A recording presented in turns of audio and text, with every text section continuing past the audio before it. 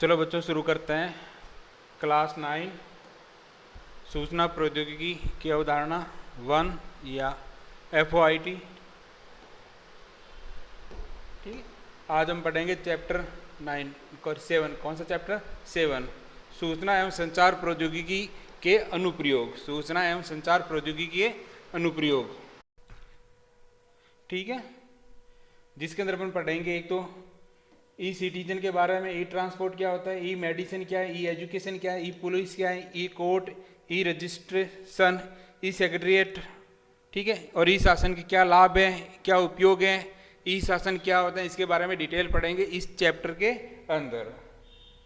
ठीक है, अपना चैप्टर कौन सा है? 7वां। क्या नाम है? सूचना एवं संचार प्रौद्योगिकी के अनुप्रयोग, यानी application of ICT. Application of ICT. देखो, सूचना एवं संचार प्रौद्योगिकी होता क्या है?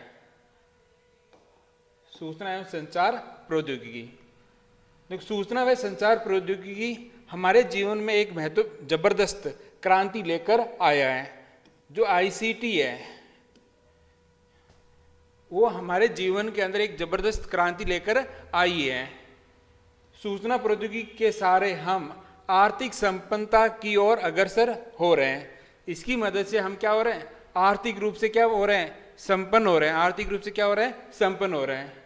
इलेक्ट्रॉनिक वाणिज्य ई कॉमर्स के रूप में, ई कॉमर्स यानी इलेक्ट्रॉनिक वाणिज्य के रूप में ई कॉमर्स किसकी देन है? आईसीटी की है।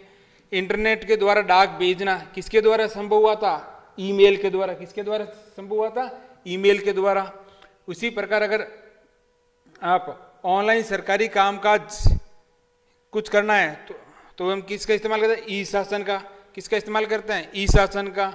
बैंकिंग के लिए हम इस्तेमाल करते हैं ई बैंकिंग की। किसकी इस्तेमाल करते हैं? किसका इस्तेमाल करते हैं? ई बैंकिंग का, के द्वारा बैंक व्यवहार और ऑनलाइन शिक्षा सामग्री के लिए ई एजुकेशन आदि माध्यम से सूचना प्रौद्योगिकी का विकास हो रहा है।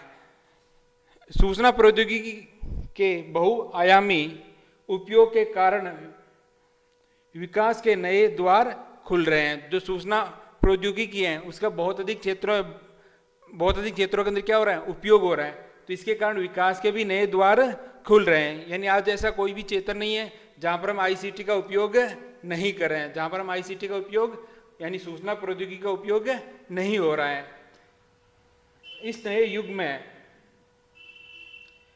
युग में ई कॉमर्स है, ई मेडिसिन है, ई एजुकेशन है, ई गवर्नेंस है, ई बैंकिंग है, ई शॉपिंग है आदि इलेक्ट्रॉनिक माध्यम का विकास हो रहा है। सूचना प्रौद्योगिकी के कारण हम आज ई कॉमर्स का, ई मेडिसिन है, ई एजुकेशन, इन सभी सेवाओं का इस्तेमाल कर रहे हैं। साथ ही विज्ञान और प्रौद्योगिकी का सार्थक उपयोग करते हुए उसे लाभान्वित होने की सभी को आवश्यकता है। तो इसका मतलब यह है कि अब हमें प्रत्येक व्यक्ति को या प्रत्येक नागरिक को सूचना प्रौद्योगिकी के बारे में कुछ तो नॉलेज है, उसके बारे में अवेयरनेस तो होना जरूरी हो गया है। क्योंकि आजकल हम जो भी किसी भी क्षेत्र के अंदर जाते हैं वहाँ पर आईसीटी का यूज तो हो ही रहा है। तो हमें आईसीटी के बारे में कुछ कंसेप्ट तो पता होना ही चाहिए। अब सूचना प्रौद्योगिकी के उपयोग। सूचना प्रौद्योगिकी के उपयोग तो पहला ई गवर्नेंस। किसका बारे में पढ़ेंगे हम? E governance. देखो, ई शासन यानी ई गवर्नेंस को ई सरकार यानी ई गवर्नमेंट, डिजिटल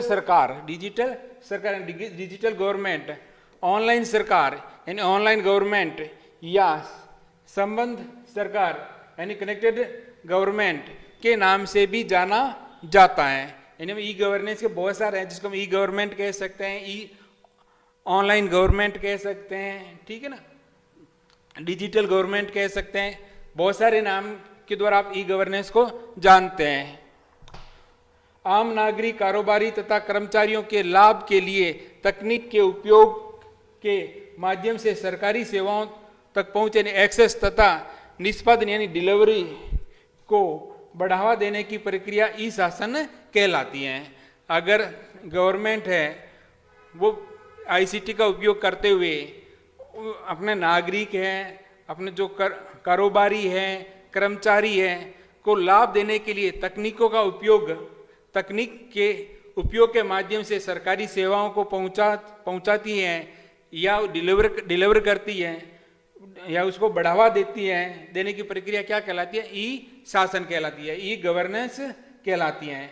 ई शासन का मुख्य उद्देश्य सरकार के द्वारा नागरिकों को एकल बिंदु प्रतिपादन निकाय यानी सिंगल पॉइंट डिलीवरी सिस्टम के माध्यम से बेहतर सुविधाएं उपलब्ध करवाना है। तो ई शासन का मुख्य उद्देश्य क्या है कि सिंगल पॉइंट डिलीवरी सिस्टम, यानी सरकार एक ऐसा सिस्टम चाहती है जिससे सरकार से संबंधित जितनी भी योजनाएं हैं, जितने योजना है या जो भी लाभान्वित हैं, वो एक ही जगह जाकर इन सभी सेवाओं को क्या उठा सकते हैं? लाभ उठा सकते हैं। एक ही जगह सभी सेवाओं को क्या उठा सकते हैं? लाभ, जिसे हम कहते हैं सिंगल पॉइंट डिलीवरी सिस्टम।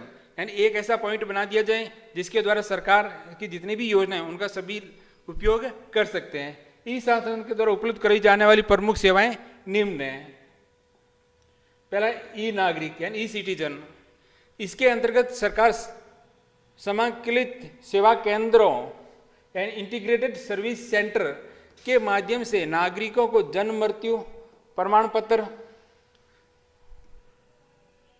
ठीक है, थोड़ा सा प्रमाण पत्र जारी करना हो, राशन कार्ड बनाना हो, पासपोर्ट जारी करना हो, पानी, बिजली, टेलीफोन तथा मोबाइल आदि के बिल जमा करवाने हो या टैक्स जमा करवाना हो की सुविधा प्रदान करती है। यानी ई सिटीजन के अंदर क्या होती है? सरकार के द्वारा क्या बने? इंटीग्रेटेड सर्विस सेंटर बनाए जाते हैं जिसके माध्यम से जो नागरिक है वो जन्म मृत्यु प्रमाण पत्र वहाँ बना सकते हैं, राशन कार्ड बनवा सकते हैं, पासपोर्ट जारी करना या पानी या बिजली, टेलीफोन या मोबाइल आदि के बिल जमा करवाना, टैक्स जमा करवाने की सुविधा उपलब्ध होती है। कहाँ पर? ई सिटीजन के अंदर।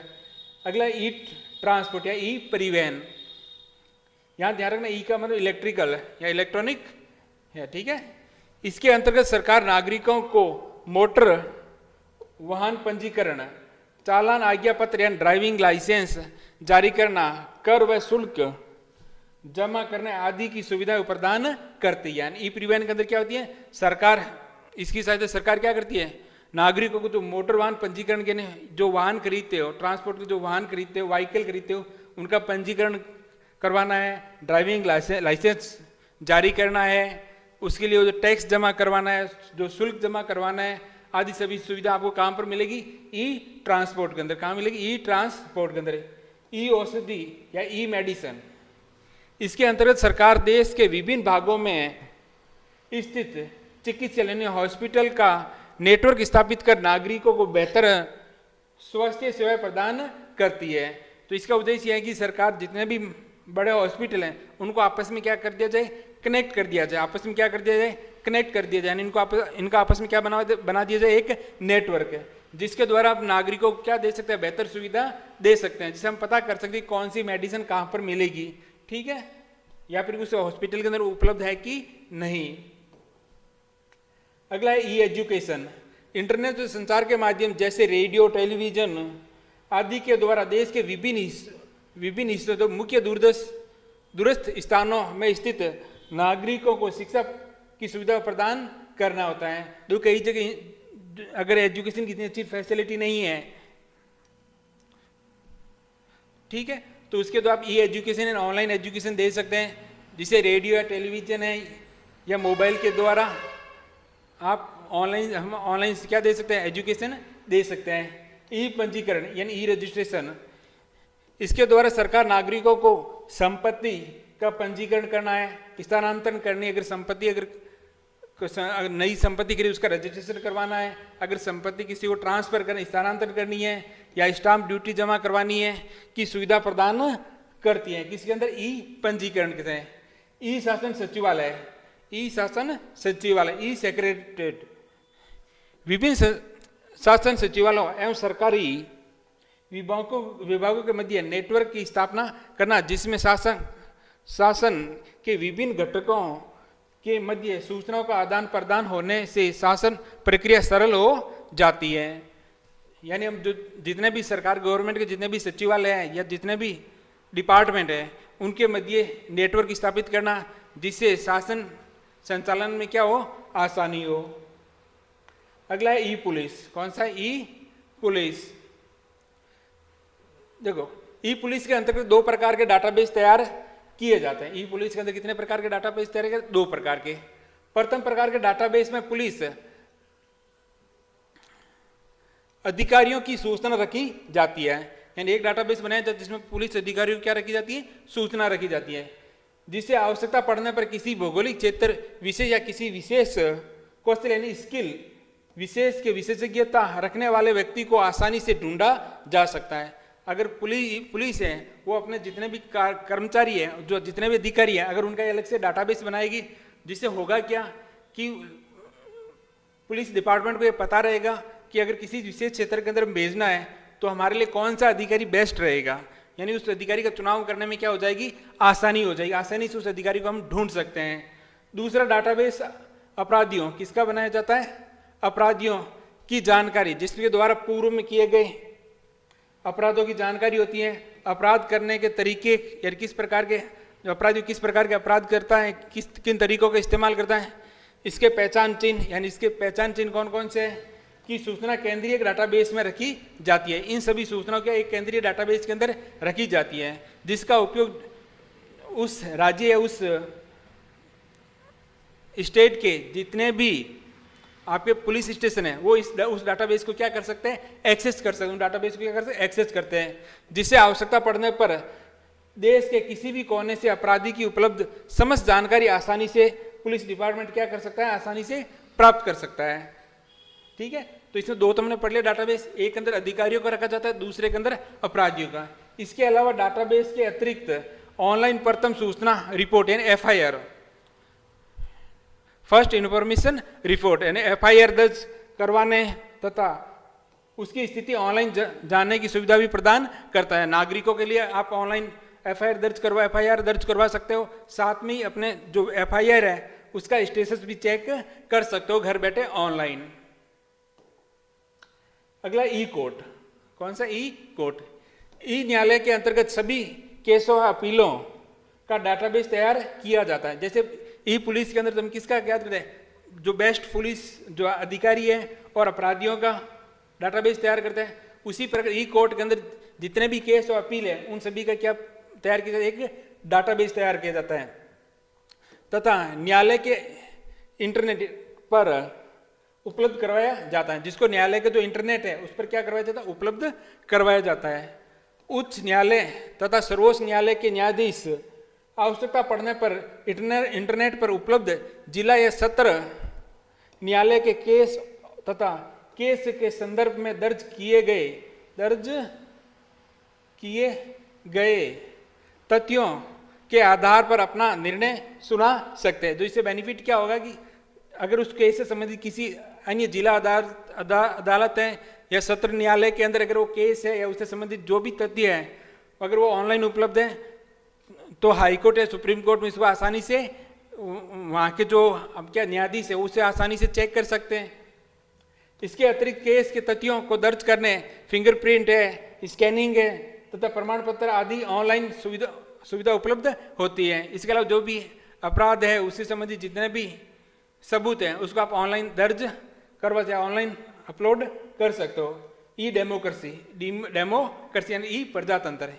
ई प्रजातंत्र ई शासन की वह धारणा है जो नागरिकों की भूमिका शासन को सूचना देने वाले के से बदल कर शासन में भागीदार बनाने का प्रयास करती है। यानी ई डेमोक्रेसी के अंदर क्या होता है, जो अपने नागरिक है उसको मोटिवेट करती है कि वो जो डेमोक्रेसी जो शासक है या शासन वर्ग है उसके अंदर क्या हो, शामिल हो, यानी पार्टिसिपेट करे, वो किसी भी मुद्दे पर अपना विचार रखे। तो वो किसके द्वारा संभव होता? ICT के द्वारा। किसके द्वारा संभव? सूचना प्रौद्योगिकी के द्वारा ये संभव कर पाएगा। आज हर इंसान के हाथ में मोबाइल है और मोबाइल द्वारा आप कोई भी सूचना है वो अपने अधिकारी है या उससे संबंधित जो डिपार्टमेंट के अधिकारी हैं उसको आसानी से उपलब्ध करवा सकते हैं। उम्मीद करता हूँ आपको ये क्लास समझ में आई होगी। धन्यवाद।